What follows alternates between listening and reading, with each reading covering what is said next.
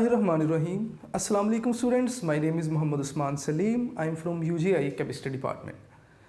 Students, हमने chapter 8 start किया था और लास्ट लेक्चर्स में हमने ऑलमोस्ट ली शैटलर प्रिंसिपल और इक्विलिब्रियम कांस्टेंट की एप्लीकेशन जो थी वो कंप्लीट की थी और कुछ काम मैंने आपको करने के लिए भी दिया था और उसमें प्रिपरेशन ऑफ SO3 था। मैंने आपसे कहा था कि बिल्कुल जिस तरह आपने अमोनिया की केमिकल इक्वेशन लिखी, बिल्कुल उसके नीचे आप SO3 के लिए केमिकल इक्वेशन लिखिए और दोनों की डेल एच वैल्यूज़ देखेंगे तो SO3 की वैल्यू डेल एच वैल्यू भी नेगेटिव है।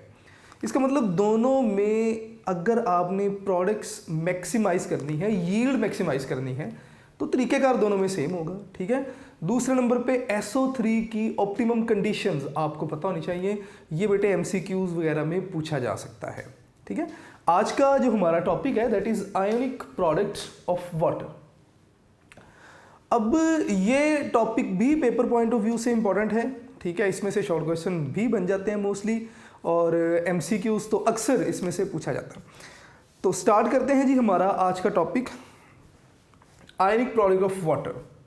स्टूडेंट, बहुत सारे ना टॉपिक्स ऐसे होते हैं जिनकी कोई डेफिनेशन नहीं है, मतलब वो टॉपिक्स डिपेंड करते हैं एक्सप्लेनेशन पे, डेरिवेशन पे। तो इसी तरह का ये भी टॉपिक है। तो स्टार्ट करते हैं अपनी डिस्कशन को। सबसे पहले अगर हम प्योर वाटर की बात करें तो प्योर वाटर जो है, प्योर वाटर ये क्या होता है जी? Poor conductor of electricity. मैं यहां पे लिख देता हूं कि पुअर कंडक्टर ऑफ इलेक्ट्रिसिटी। अब आप कहेंगे ऐसा कैसे पॉसिबल है? अगर प्योर वाटर पुअर कंडक्टर है तो जब भी मतलब कि कोई भी इलेक्ट्रिकल अप्लायंस या कोई भी कहीं पे भी मतलब वेटनेस हो तो वहाँ पे तो करंट लगने के चांसेस ज़्यादा होते हैं। वो इसलिए क्योंकि वाटर प्योर नहीं होता वहाँ पे। अगर हम प्योर वाटर की बात करें ना, जिसमें किसी किस्म का कोई साल्ट मौजूद नहीं है, कोई गैसेस डिजॉल्व नहीं है, ठीक है, तो वो आपके पास क्या होगा? पुअर कंडक्टर होगा इलेक्ट्रिसिटी का। क्यों पुअर कंडक्टर है? क्योंकि pure water weak electrolyte, weak electrolyte है। अब इलेक्ट्रोलाइट्स क्या हैं? ऐसे सॉल्यूशंस जिनमें से इलेक्ट्रिसिटी पास कर सके उन्हें हम इलेक्ट्रोलाइट्स का नाम देते थे। प्योर वाटर वीक इलेक्ट्रोलाइट है। क्यों? क्योंकि इसकी बहुत ही कम आयोनाइजेशन होती है। ठीक है। मैंने कहा जी कि आयोनाइजेशन इसकी बहुत ही कम होती है, लेकिन कहीं ना कहीं आयोनाइजेशन होती ज़रूर है। किस तरह से होती है, ये कितने मॉलिक्यूल आयोनाइज करते हैं, आयोनाइज होते हैं, यही चीज़ें हमने आज सीखनी है इस टॉपिक में। ठीक है। वीक इलेक्ट्रोलाइट है मतलब आयोनाइजेशन बड़ी कम है। उसके बाद आप बताएंगे कि ये जो वाटर है ये शो करता है सेल्फ आयोनाइजेशन या जिसे आप ऑटो आयोनाइजेशन का नाम भी दे सकते हैं। सेल्फ आयोनाइजेशन भी शो कर रहा है, वीक इलेक्ट्रोलाइट भी है। तो भाई एक बात पे रहे ना, यहाँ तो ये आयोनाइजेशन नहीं करेगा क्योंकि वीक इलेक्ट्रोलाइट है, या ये करेगा बिल्कुल वाटर जो है वो वीक इलेक्ट्रोलाइट है। अगर आपके पास 7 करोड़ वाटर मॉलिक्यूल हों तो उन 7 करोड़ में से ना एक वाटर मॉलिक्यूल आयोनाइज होता है। तो इसका मतलब सेल्फ आयोनाइजेशन तो हो रही है, लेकिन ये बहुत ही वीक इलेक्ट्रोलाइट भी है। ठीक है। तो अब अपनी डिस्कशन को आगे लेकर चलते हैं जी। सेल्फ आयोनाइजेशन किस तरह होती है हम with the help of chemical equation देखेंगे। लेट्स सपोज के वाटर मॉलिक्यूल, मैं यहाँ पे लिख देता हूँ जी कि H2O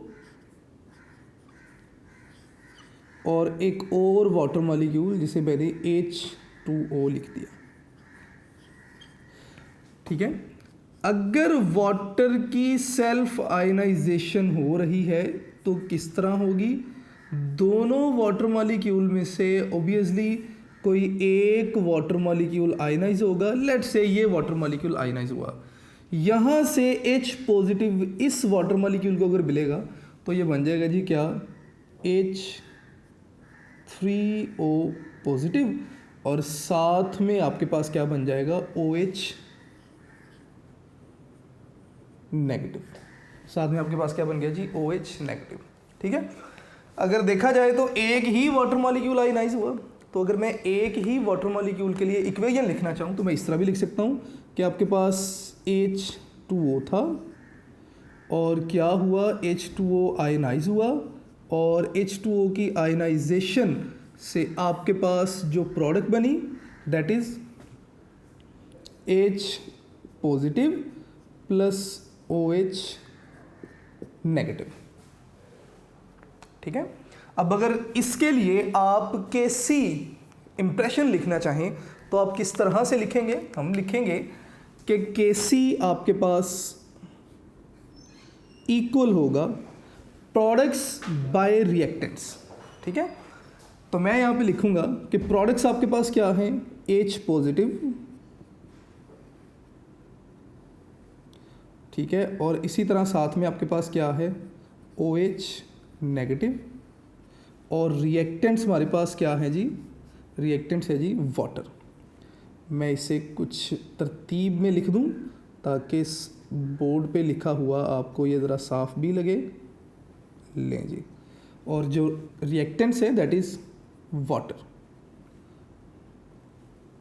मैं यहाँ पे लिख देता हूँ जी कि H2O वाटर लिख दिया जी। अब 2-3 बातें मैंने आपसे की थी। मैंने आपसे कहा कि वाटर वेरी वीक इलेक्ट्रोलाइट है, ठीक है, और इसके अलावा अगर 7 करोड़ मॉलिक्यूल हों वाटर के तो उनमें से एक वाटर मॉलिक्यूल जो है वो आयनाइज होगा। मैं यहाँ पे लिख देता हूँ एज कंसंट्रेशन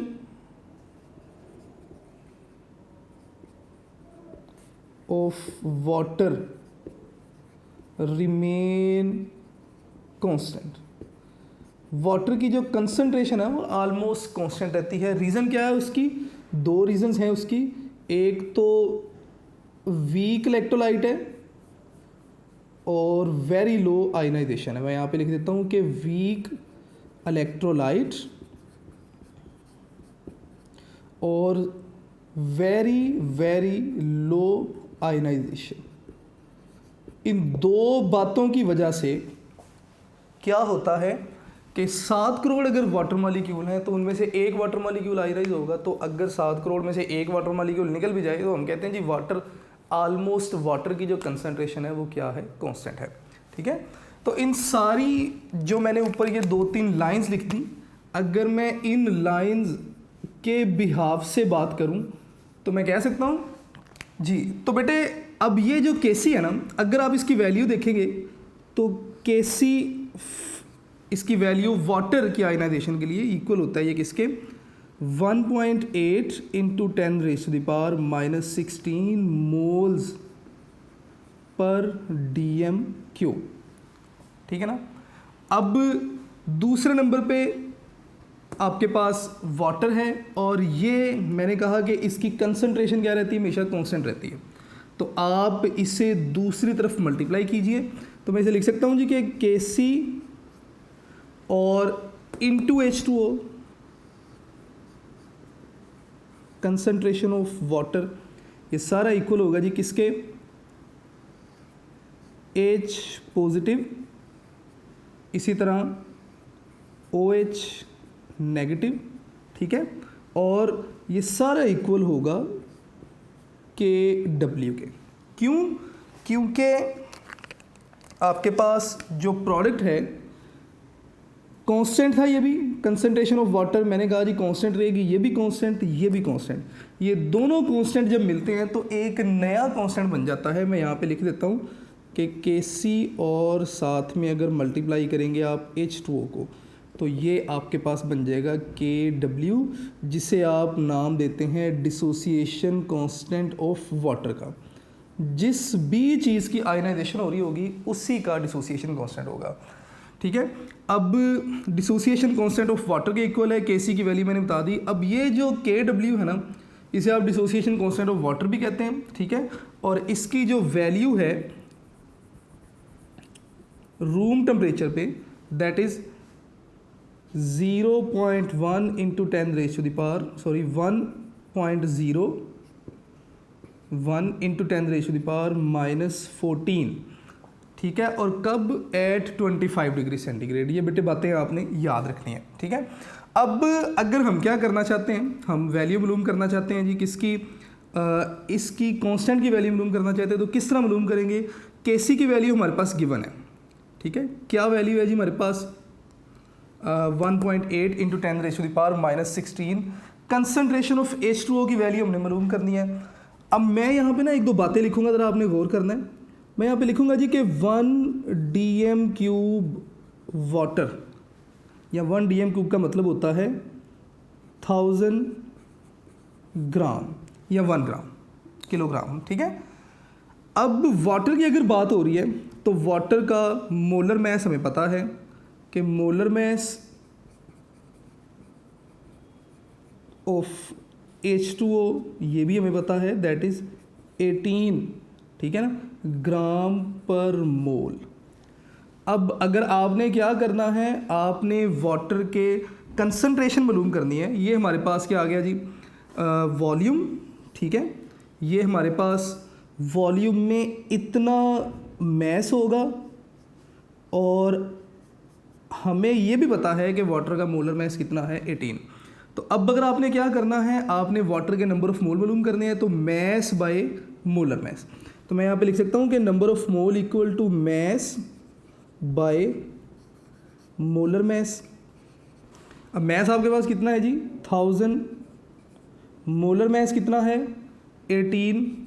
अगर आप इसे सॉल्व करेंगे ना तो आपके पास आंसर आएगा 55.5 मोल, ठीक है।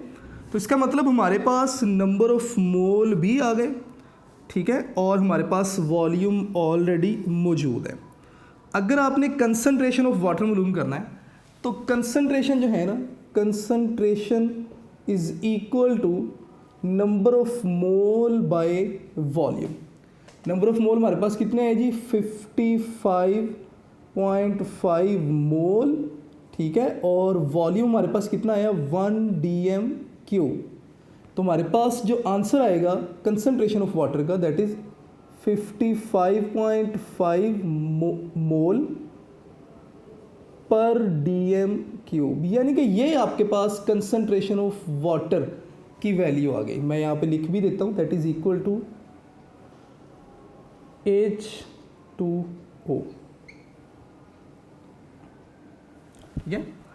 अब आपने क्या करना है, अगर आप इस इक्वेशन में वैल्यूज पुट कर दें किसकी, केसी की और कंसंट्रेशन ऑफ H2O की, तो आपके पास आंसर आ जाएगा जी KW की वैल्यू के लिए। मैं इस इक्वेशन को A लिख रहा हूँ जी। इक्वेशन ए में आपने वैल्यूज पुट करनी है। केसी आपके पास इक्वल है जी 1.8 इंटू 10⁻⁻16, और कंसंट्रेशन आपके पास इक्वल है 55.5, और साथ में आपके पास सारा ये इक्वल होगा किसके, कंसंट्रेशन ऑफ H पॉजिटिव, ठीक है, into concentration of OH negative, और ये सारा इक्वल है किसके, KW के। और ये सारा काम हम कब कर रहे हैं, एट 25 डिग्री सेंटीग्रेड। स्टूडेंट जब आप इसे सॉल्व करेंगे ना तो आपके पास जो आंसर आएगा, योर आंसर विल बी, मैं यहाँ से लिख रहा हूँ अभी से स्टार्ट से, कि KW इक्वल हो जाएगा जी किसके, concentration of H positive into concentration of OH negative, और ये सारा किसके इक्वल होगा, 1.0 इंटू 10⁻⁻14, और ये सारा कब होगा, एट 25 डिग्री सेंटीग्रेड, ठीक है। मैं यहाँ पे इसके यूनिट्स आ लिख देता हूँ, मोल पर dm³, आपने इसके यूनिट भी लिख देने हैं। अब इसका मतलब ये हुआ कि KW की वैल्यू आपके पास ये आ रही है।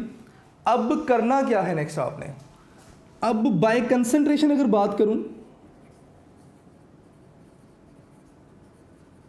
बाय कंसंट्रेशन जितने वाटर के मॉलिक्यूल्स डिसोसिएट होंगे ना, अगर एक वाटर का मॉलिक्यूल डिसोसिएट होता है तो एक वाटर का मॉलिक्यूल डिसोसिएट होने से एक H पॉजिटिव आयन बनेगा और एक ही OH नेगेटिव आयन बनेगा।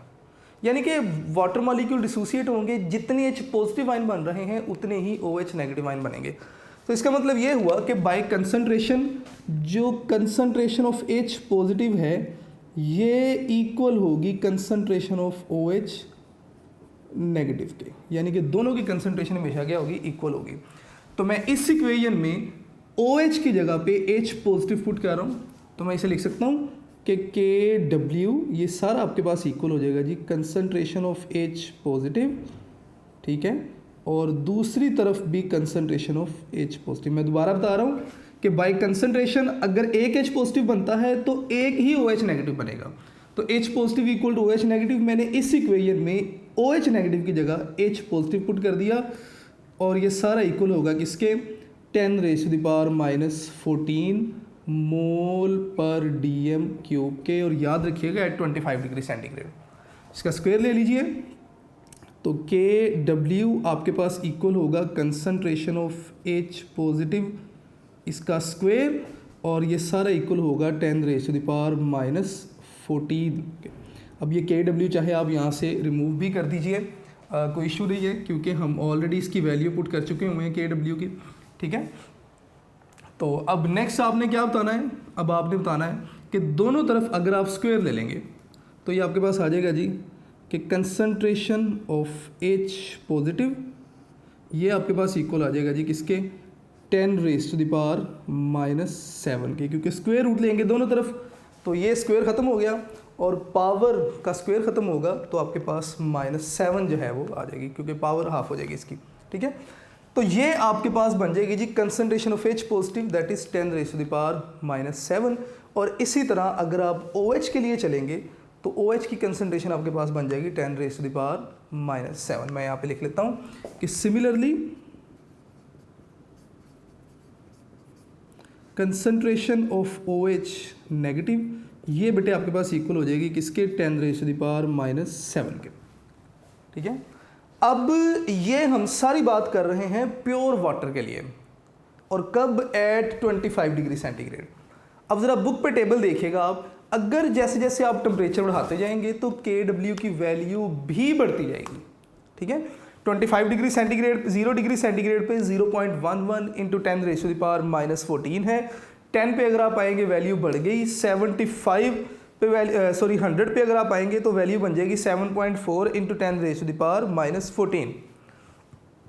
तो स्टूडेंट्स अगर आप डिफरेंस लेंगे ना तो आप देखेंगे कि 0 डिग्री सेंटीग्रेड पे जो KW की वैल्यू है और 100 डिग्री सेंटीग्रेड पे जो KW की वैल्यू है, इनमें कितना फ़र्क आ रहा है, 75 टाइम्स का। कैसे पता चलेगा मुझे, ये बुक में नहीं लिखा हुआ, थोड़ा सा हम इसको समझने के लिए देख रहे हैं। मैं यहाँ पे लिख रहा हूँ साइड पे कि 0 डिग्री सेंटीग्रेड पे एट 0 डिग्री सेंटीग्रेड आपके पास वैल्यू थी 0. इसे ज़रा कंफर्म कर लेते हैं वैल्यू को। 0 डिग्री सेंटीग्रेड पे 0.11 इंटू 10⁻⁻14। एट 100 डिग्री सेंटीग्रेड जो वैल्यू आ रही है 7.5 इंटू 10⁻⁻14। अगर आपने डिफरेंस देखना है तो आप क्या करें, आप 75 को इस वाली वैल्यू से डिवाइड कर दीजिए। 7.5 इंटू 10⁻⁻14 डिवाइडेड बाय 0.11 इंटू 10⁻⁻14, तो आपके पास आंसर आएगा 75। इसका मतलब ये हुआ कि अगर आप टेम्परेचर 0 से 100 डिग्री सेंटीग्रेड तक बढ़ाते हैं तो KW की जो वैल्यू है वो बढ़ के 7.5 हो जाएगी, और 0 पे जो वैल्यू थी और 100 डिग्री सेंटीग्रेड पे जो वैल्यू आ रही है, दोनों में जो डिफरेंस आ रहा है वो कितना है, 75 का। मैं यहाँ पे लिख देता हूँ कि if temperature is increased from 0 degree centigrade to 100 degree centigrade, ठीक है, तो होगा क्या, वैल्यू ऑफ KW इंक्रीजेज कितनी, 75 टाइम्स, बट जो कंसंट्रेशन है किसकी जी, H positive and OH negative, इन दोनों की कंसंट्रेशन क्या रहेगी, रिमेन सेम। इन दोनों की कंसंट्रेशन जो है वो सेम रहेगी। अब नेक्स्ट हम जो डिस्कशन करेंगे दैट इज़ कि हमारे पास कंसंट्रेशन ऑफ H पॉजिटिव और concentration of OH negative constant रहेगी, ठीक है, सेम रहेगी। लेकिन अगर हम क्या करें, हम टेम्परेचर बढ़ाएंगे तो KW की वैल्यू बढ़ेगी। अभी तक हमारी डिस्कशन यहाँ तक गई थी। मैं यहाँ पे लिख देता हूँ कि ये रिमेन सेम, लेकिन अगर टेम्परेचर बढ़ाएंगे तो KW की वैल्यू जो है वो बढ़ेगी। इसका मतलब कंसंट्रेशन सेम है। तो कंसंट्रेशन कब बढ़ सकती है? मैं यहाँ पे लिख रहा हूँ जी कि अगर आप एसिड ऐड करते हैं, if acid is added in solution, अगर आप सॉल्यूशन में एसिड ऐड करते हैं, एसिड क्या करेगा, सॉल्यूशन को H पॉजिटिव देगा, ठीक है, वाटर को H पॉजिटिव देगा। इसका मतलब ओवरऑल वाटर में फिर H पॉजिटिव की कंसंट्रेशन जो है वो इंक्रीज हो जाएगी। तो मैं यहाँ पे लिखूंगा then concentration of H positive ये क्या होगी, इंक्रीज हो जाएगी, किससे, कंसंट्रेशन ऑफ OH नेगेटिव से। कब? अगर आप एसिड में वाटर में एसिड ऐड करेंगे। इसी तरह अगर आप वाटर में क्या करते हैं, बेस ऐड करते हैं। मैं यहाँ पे लिख देता हूँ इफ़ बेस इज एडेड, अगर आप वाटर में बेस ऐड करेंगे तो क्या होगा, बेस जो है वो वाटर को OH नेगेटिव आयन देगी। तो हमारे पास जो OH की कंसंट्रेशन है ये बढ़ जाएगी, किससे जी, H पॉजिटिव की कंसंट्रेशन से। तो ओवरऑल जो भी तक हमने डिस्कशन की, हमने KW की वैल्यू देखी सबसे पहले, ठीक है, फिर उसके बाद हमने KW की वैल्यू से हमने H पॉजिटिव या कंसंट्रेशन ऑफ H की वैल्यू निकाली और हमने कहा जी कि कंसंट्रेशन इनकी हमेशा सेम रहती है, लेकिन अगर आप KW की वैल्यू देखेंगे तो टेम्परेचर के साथ ये वैल्यू वेरी करती है। जैसे जैसे टेम्परेचर बढ़ेगा KW की वैल्यू भी बढ़ती जाएगी, लेकिन याद रखिएगा डायरेक्टली प्रोपोर्शनल नहीं है। डायरेक्टली प्रोपोर्शनल में ये होता है कि जितने गुना आप टेम्परेचर बढ़ाएंगे उतने गुना दूसरी वैल्यू भी बढ़े, लेकिन इनमें कोई डायरेक्ट रिलेशन नहीं होगा। ये टेबल में आप इन वैल्यूज़ को देख भी सकते हैं। लास्ट में बेटे थोड़ी सी जो डिस्कशन रहेगी that is Sorensen contribution. Sorensen contribution, या आप इसे पीएच एंड पीओएच के लिए भी बात कर सकते हैं यहाँ पे, ठीक है। सोरेनसन ने क्या किया, इन्होंने बताया अबाउट पीएच एंड पीओएच, ठीक है। तो मैं यहाँ पे लिख देता हूँ कि इन्होंने हमें इंफॉर्मेशन दी अबाउट पीएच और पीओएच। पी को आप हमेशा सबस्क्रिप्ट में लिखेंगे, पीएच एंड पीओएच। अब इनके मुताबिक पीएच है क्या, इन्होंने कहा जी कि negative log of concentration of H positive ion, इसे इन्होंने पीएच का नाम दे दिया, यानी कि पोटेंशियल ऑफ हाइड्रोजन आयन, ठीक है। अब negative log of concentration of H positive को हम इस तरह भी लिख सकते हैं कि पीएच आपके पास इक्वल होगा negative log of concentration of H positive, ठीक है। सिमिलरली इन्होंने बात की अबाउट, मैं इसे इक्वेशन 1 कह देता हूँ। चलें पहले इसे सॉल्व कर लेते हैं। अगर वैल्यूज़ पुट करना चाहें आप तो पीएच हम कुछ इस तरह भी लिख सकते हैं कि नेगेटिव लॉग और कंसंट्रेशन ऑफ H पॉजिटिव किसके इक्वल है, 10⁻⁻⁷। तो मैं यहाँ पे 10⁻⁻7 लिख देता हूँ।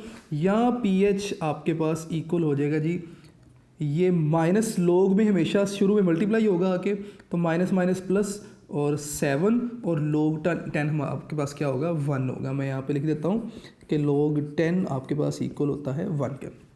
तो pH आपके पास किसके इक्वल आ गई, 7 के। इसी तरह इन्होंने बात की पीओएच की। इन्होंने कहा जी कि पीओएच क्या है, ये नेगेटिव लॉग है किसका, concentration of OH negative ions का। तो इसी तरह अगर आप पीओएच के लिए इक्वेशन सेट करना चाहें तो आपके पास POH भी किसके इक्वल आएगा, 7 के इक्वल आएगा, ठीक है। तो इसका मतलब यहाँ पर हमने पीएच और पीओएच की कंसंट्रेशन या वैल्यू मालूम की। इसी तरह अगर आप पीकेडब्ल्यू देखना चाहते हैं, ठीक है, तो आप पी के डब्ल्यू के लिए भी मैं बेटे यहाँ पे सॉल्व कर रहा हूँ, ज़रा इसको देख लीजिएगा। के डब्ल्यू आपके पास किसके इक्वल है? के डब्ल्यू था 10⁻⁻14। तो अगर आप पी के डब्ल्यू देखना चाहते हैं तो पी के डब्ल्यू ये आपके पास इक्वल होगा नेगेटिव लॉग ऑफ के डब्ल्यू, या आप इसे इस तरह भी लिख सकते हैं कि, और मैं इसे लिखूंगा जी नेगेटिव लॉग 10⁻⁻14, -14 स्टार्ट में आ जाएगा। तो पी के डब्ल्यू ये आपके पास इक्वल हो जाएगा जी 14 के इक्वल आ जाएगा। ठीक है, तो इस तरह हमने P H, P O H और पी के डब्ल्यू की वैल्यूज़ भी देखी। अब स्टूडेंट्स ऐसे सोल्यूशन, अब कुछ बातें जो मैं बोर्ड पे नहीं लिखूंगा, थोड़ी सी हम डिस्कशन करेंगे बस। ऐसे सॉल्यूशंस जिनकी पीएच, मैं पीएच के हिसाब से बात करता हूँ, अगर 7 होगी तो न्यूट्रल सॉल्यूशन, 7 से कम तो सॉल्यूशन एसिडिक। जिस तरह 7 से वैल्यू कम होती जाएगी एसिडिटी बढ़ती जाएगी। ऐसे सॉल्यूशन जिनकी पीएच 7 से ज़्यादा वो बेसिक, जिस तरह वैल्यू बढ़ती जाएगी 14 की तरफ जाती जाएगी और सॉल्यूशन जो है वो बेसिक होते जाएंगे। और ये पीएच स्केल जो है ना ये 0 से 14 यूनिट्स तक होता है। ये सारी डिस्कशन हम जूनियर क्लासेस में सीख के आ चुके हैं, मैंने इसलिए इसके ऊपर ज़्यादा बहस नहीं की। एक और बात आपने याद रखनी है कि ये जो पी के डब्ल्यू है, P K W inversely proportional होगा के डब्ल्यू के। अगर आयनाइजेशन कांस्टेंट या डिसोसिएशन कांस्टेंट जो है वो ज़्यादा है तो के डब्ल्यू ज़्यादा होगा। अगर डिसोसिएशन कांस्टेंट जो है या वाटर में डिसोसिएशन कांस्टेंट कम हो रही है तो पी के डब्ल्यू जो है वो ज़्यादा होगा। खैर, तो ये थोड़ी सी हमारी आज के लेक्चर की डिस्कशन थी जिसमें हमने आयनिक प्रोडक्ट ऑफ वाटर को डिस्कस किया। इंशाल्लाह बेटे नेक्स्ट लेक्चर में नेक्स्ट टॉपिक डिस्कस करेंगे। अपना ढेर सारा ख्याल रखिएगा। अस्सलाम वालेकुम।